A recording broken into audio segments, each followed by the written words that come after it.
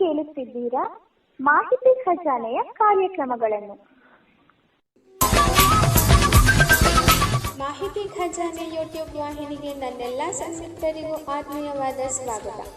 ಇಂದು ನಾವು ಮತ್ತೊಂದು ಉಪಯುಕ್ತ ಮಾಹಿತಿಯೊಂದಿಗೆ ಬಂದಿದ್ದೇವೆ. ಈ ವಿಡಿಯೋ ನಿಮಗೇನಾದರೂ ಇಷ್ಟವಾದಲ್ಲಿ ಲೈಕ್, ಶೇರ್, ಕಾಮೆಂಟ್ ಮಾಡಿ ಹಾಗೂ ಇನ್ನು ಹೆಚ್ಚು ಉಪಯುಕ್ತ ಮಾಹಿತಿಯನ್ನು ನಮ್ಮ ಯೂಟ್ಯೂಬ್ ವಾಹಿನಿಯಿಂದ ಏನಾದರೂ ನಿರೀಕ್ಷಿಸುತ್ತಿದ್ದೀರಾ? ನಿರೀಕ್ಷಿಸಿದಲ್ಲಿ ಬೆಲ್ ಐಕಾನ್ ಅನ್ನು ಕ್ಲಿಕ್ ಮಾಡುವುದರ ಮೂಲಕ ಸಬ್ಸ್ಕ್ರೈಬ್ ಆಗಿ.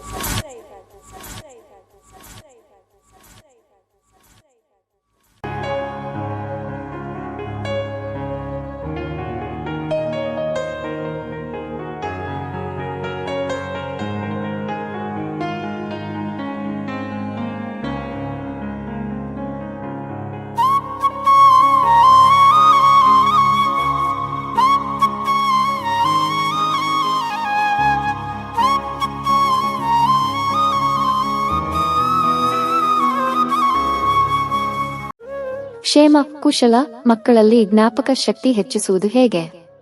ಉತ್ತಮವಾದ ಜ್ಞಾಪಕ ಶಕ್ತಿಯು ಮಕ್ಕಳಿಗೆ ಶೈಕ್ಷಣಿಕವಾಗಿ ಹೆಚ್ಚು ಸಾಧನೆ ಮಾಡಲು ಸಹಕಾರಿಯಾಗುತ್ತದೆ ಎಂಬುದು ಎಲ್ಲರೂ ಒಪ್ಪುವಂತಹ ವಿಚಾರವಾಗಿದೆ. ಸ್ಥಳ ಮತ್ತು ವ್ಯಕ್ತಿಗಳ ಹೆಸರುಗಳನ್ನು, ಇಸವಿ ಮತ್ತು ದಿನಾಂಕಗಳ ಅಂಕಿ ಅಂಶಗಳನ್ನು ಅಥವಾ ಘಟನೆಗಳ ವಿವರವನ್ನು ನೆನಪಿಟ್ಟುಕೊಳ್ಳುವ ಸಾಮರ್ಥ್ಯ ಎಲ್ಲಾ ಮಕ್ಕಳಲ್ಲಿ ಒಂದೇ ರೀತಿಯಲ್ಲಿರುವುದಿಲ್ಲ. ಮಕ್ಕಳ ಜ್ಞಾಪಕ ಶಕ್ತಿಯನ್ನು ಹೆಚ್ಚು ಮಾಡುವುದರ ಕಡೆಗೆ ಪೋಷಕರು ಮತ್ತು ಶಿಕ್ಷಕರು ಒತ್ತು ಕೊಡುವುದು ಸಹಜ. ತಾರ್ಕಿಕವಾಗಿ ಮತ್ತು ವಿಮರ್ಶಾತ್ಮಕವಾಗಿ ಉತ್ತಮ ರೀತಿಯಲ್ಲಿ ಯೋಚಿಸಬಲ್ಲ ಮಗು ಅಂಕಿ ಅಂಶಗಳನ್ನು ಮತ್ತು ಹೆಸರುಗಳನ್ನು ನೆನಪಿಟ್ಟುಕೊಳ್ಳುವಲ್ಲಿ ಎಡವಬಹುದು. ಮಗುವಿನ ಬೌದ್ಧಿಕ ಸಾಮರ್ಥ್ಯವನ್ನು ಅಂಕಗಳ ಆಧಾರದಲ್ಲಿ ಅಳೆಯುವ ಈಗಿನ ಶಿಕ್ಷಣ ವ್ಯವಸ್ಥೆಯು ಅಂತಹ ಮಕ್ಕಳ ಸಾಮರ್ಥ್ಯವನ್ನು ಅಳೆಯುವಲ್ಲಿ ಸೋಲಬಹುದು. ಲಕ್ಷಾಂತರ ವರ್ಷಗಳ ವಿಕಸನ ಪ್ರಕ್ರಿಯೆಯಲ್ಲಿ ಮಾನವನ ಮಿದುಳಿನಲ್ಲಿ ನಿಯೋಕೋರ್ಟೆಕ್ಸ್ ಮುಂತಾದ ಭಾಗಗಳು ವಿಕಸನವನ್ನು ಹೊಂದಿವೆ. ಅವು ಮನುಷ್ಯನು ಹೆಚ್ಚು ತಾರ್ಕಿಕವಾಗಿ ಯೋಚಿಸುವುದರ ಜೊತೆಗೆ ತನಗೆ ಅಗತ್ಯವಾದ ಮಾಹಿತಿಗಳನ್ನು ಜ್ಞಾಪಕವಿಟ್ಟುಕೊಳ್ಳುವುದಕ್ಕೆ ಸಹಕಾರಿಯಾಗಿವೆ. ಕೆಲವು ವಿವರಗಳನ್ನು ಮನುಷ್ಯ ಅಲ್ಪಾವಧಿಗೆ ಜ್ಞಾಪಕದಲ್ಲಿಟ್ಟುಕೊಂಡರೆ ಕೆಲವು ವಿವರಗಳನ್ನು ಮಿದುಳು ದೀರ್ಘಕಾಲದ ತನಕ ನೆನಪಿನಲ್ಲಿಟ್ಟುಕೊಳ್ಳುತ್ತದೆ. ಘಟನೆಗಳಿಗೆ ನಮ್ಮ ಮೆದುಳು ನೀಡುವ ಪ್ರಾಮುಖ್ಯದ ಮೇಲೆ ಯಾವುದನ್ನು ನೆನಪಿನಲ್ಲಿಟ್ಟುಕೊಳ್ಳಬೇಕು ಮತ್ತು ಯಾವ ವಿವರಗಳು ನೆನಪಿನಲ್ಲಿಟ್ಟುಕೊಳ್ಳಲು ಯೋಗ್ಯವಲ್ಲವೆಂಬುವಲ್ಲ ಎಂಬುದು ನಿರ್ಧಾರವಾಗುತ್ತದೆ. ಮನುಷ್ಯರಲ್ಲಿ 90% ಮಿದುಳು ಮೊದಲ 5 ವರ್ಷಗಳಲ್ಲಿ ಬೆಳೆಯುವ ಮತ್ತು ವಿಕಸನ ಹೊಂದುವ ಕಾರಣದಿಂದ ಬಾಲ್ಯದಲ್ಲಿ ಮಕ್ಕಳು ಸಕಾರಾತ್ಮಕ ವಾತಾವರಣದಲ್ಲಿ ಬೆಳೆಯುವಂತೆ ನೋಡಿಕೊಳ್ಳುವುದು ಅತ್ಯಗತ್ಯವಾಗಿದೆ. ಸಕಾರಾತ್ಮಕ ವಾತಾವರಣದ ಜೊತೆಗೆ ಉತ್ತಮ ಆಹಾರ, ವ್ಯಾಯಾಮ ಮತ್ತು ನಿದ್ದೆಯು ಮಿದುಳಿನ ವಿಕಸನದಲ್ಲಿ ಪ್ರಮುಖ ಪಾತ್ರವನ್ನು ನಿರ್ವಹಿಸುತ್ತದೆ. ದೊಡ್ಡವರಿಗೆ ದಿನಕ್ಕೆ 7 ರಿಂದ 8 ಗಂಟೆಗಳಷ್ಟು ನಿದ್ದೆಯ ಅವಶ್ಯಕತೆ ಇದ್ದರೆ ಮಕ್ಕಳು ಸುಮಾರು 10 ರಿಂದ 12 ಗಂಟೆಗಳ ಕಾಲ ಮಲಗುತ್ತಾರೆ. ಮಕ್ಕಳಲ್ಲಿ ವೇಗವಾಗಿ ಬೆಳೆಯುತ್ತಿರುವ ನರಮಂಡಲಗಳಿಗೆ ಅಷ್ಟು ವಿಶ್ರಾಂತಿಯ ಅವಶ್ಯಕತೆ ಇರುತ್ತದೆ. 5 ರಿಂದ 12 ವರ್ಷಗಳ ವಯಸ್ಸಿನ ಮಕ್ಕಳಿಗೆ ನಿದ್ರಾಹೀನತೆಯುಂಟಾದಲ್ಲಿ ಅದು ಅವರ ಜ್ಞಾಪಕ ಶಕ್ತಿ ಮತ್ತು ಕಲಿಯುವ ಸಾಮರ್ಥ್ಯವನ್ನು ಕುಗ್ಗಿಸಬಲ್ಲದು. ಅಲ್ಪಾವಧಿಯ ನೆನಪುಗಳನ್ನು ದೀರ್ಘಕಾಲದ ನೆನಪುಗಳಾಗಿ ಪರಿವರ್ತಿಸುವ ಕ್ರಿಯೆಯನ್ನು ಮನುಷ್ಯ ನಿದ್ರಿಸುವ ಅವಧಿಯಲ್ಲಿ ಮಿದುಳು ಪೂರ್ಣಗೊಳಿಸುತ್ತದೆ. ಅಂಕಿ ಅಂಶ ಮತ್ತು ಹೆಸರುಗಳನ್ನು ಮಿದುಳು ಒಂದು ಕಡೆ ಸಂಗ್ರಹಿಸಿಟ್ಟುಕೊಂಡರೆ ಮಗುವು ಕಲಿಯುವ ದೈಹಿಕ ಚಟುವಟಿಕೆಗಳ ಸ್ನಾಯು ಸ್ಮರಣೆಯು ಮಿದುಳಿನ ಇನ್ನೊಂದು ಕಡೆಯಲ್ಲಿ ಸಂಗ್ರಹವಾಗಿರುತ್ತದೆ. ಹಾಗಾಗಿ ಬಾಲ್ಯದಲ್ಲಿ ಕಲಿತ ಈಜು ಅಥವಾ ಸೈಕಲ್ ಸವಾರಿಯನ್ನು ಹಲವು ವರ್ಷಗಳ ವಿರಾಮದ ಬಳಿಕವೂ ಮನುಷ್ಯ ಮತ್ತೆ ಮಾಡಬಲ್ಲವನಾಗಿರುತ್ತಾನೆ. ದೈನಂದಿನ ಜೀವನದಲ್ಲಿ ಮಕ್ಕಳು ತಮ್ಮ ಶೈಕ್ಷಣಿಕ ಕಾರಣಕ್ಕಾಗಿ ಜ್ಞಾಪಕ ಶಕ್ತಿಯನ್ನು ಚುರುಕಾಗಿಟ್ಟುಕೊಳ್ಳುವುದು ಅನಿವಾರ್ಯ. ಹೊಸ ವಿಚಾರವನ್ನು ಗ್ರಹಿಸುವಾಗ ಮಕ್ಕಳು ತಮ್ಮ ಏಕಾಗ್ರತೆಯನ್ನು ಉನ್ನತ ಮಟ್ಟದಲ್ಲಿಟ್ಟುಕೊಳ್ಳಬೇಕು.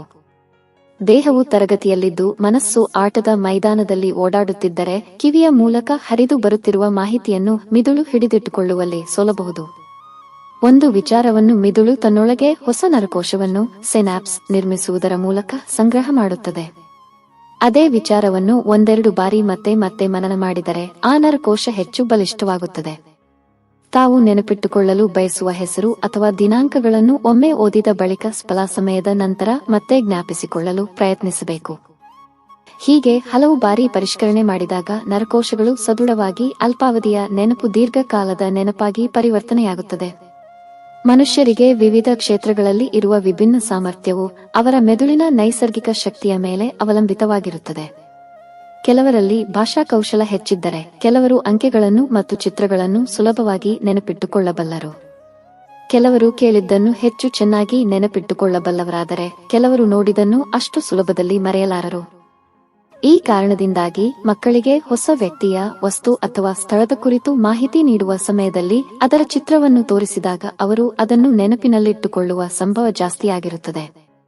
ಮಕ್ಕಳು ತಮ್ಮ ಪಂಚೇಂದ್ರಿಯಗಳನ್ನು ಬಳಸಿಕೊಂಡು ಒಂದು ವಿಚಾರ ಅಥವಾ ವಸ್ತುವನ್ನು ಗ್ರಹಿಸಲು ಪ್ರಯತ್ನಿಸಿದಾಗ ಅವರು ಅದನ್ನು ಮರೆಯಲಾರರು. ಉದಾಹರಣೆಗೆ, ನೀವು ಮಕ್ಕಳಿಗೆ ವಿವಿಧ ಪ್ರಾಣಿಗಳ ಹೆಸರನ್ನು ಹೇಳಿ ಅದರ ಚಿತ್ರವನ್ನು ತೋರಿಸಿದಾಗಲೂ ಅವರು ಆ ವಿವರಗಳನ್ನು ಸ್ವಲ್ಪಕಾಲದ ಬಳಿಕ ಮರೆತು ಬಿಡಬಹುದು. ಆದರೆ ಒಂದು ದಿನದ ಮೃಗಾಲಯದ ಪ್ರವಾಸದಲ್ಲಿ ಅವರು ನೋಡಿದ ಪ್ರಾಣಿಗಳ ಹೆಸರು ಮತ್ತು ವಿವರಗಳು ಹೆಚ್ಚು ಕಾಲ ನೆನಪಿನಲ್ಲಿ ಉಳಿಸಿಕೊಳ್ಳಬಲ್ಲರು.